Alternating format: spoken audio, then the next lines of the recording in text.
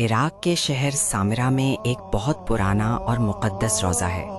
یہاں امام علی نقی اور ان کے بیٹے امام حسن عسکری علیہ السلام آرام فرما ہیں۔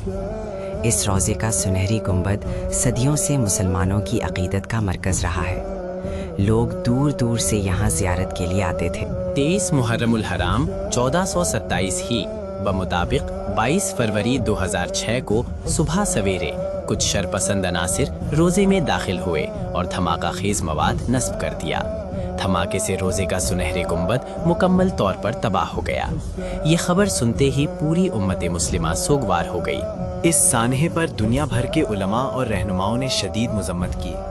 یہ واقعہ کسی ایک فرقے کے خلاف نہیں بلکہ پوری انسانیت اور مقدس مقامات کے احترام کے خلاف ایک حملہ تھا۔ اس نے ثابت کیا کہ نفرت اور تشدد کبھی کسی مسئلے کا حل نہیں ہوتے۔ بعد میں مسلمانوں نے مل کر اس روزے کی دوبارہ تعمیر کی اور آج یہ گنبد پہلے سے بھی زیادہ خوبصورت انداز میں دوبارہ تعمیر ہو چکا ہے۔ اس واقعے سے ہمیں یہ سبق ملتا ہے کہ اتحاد، محبت اور برداشت ہی امت کی اصل طاقت ہے۔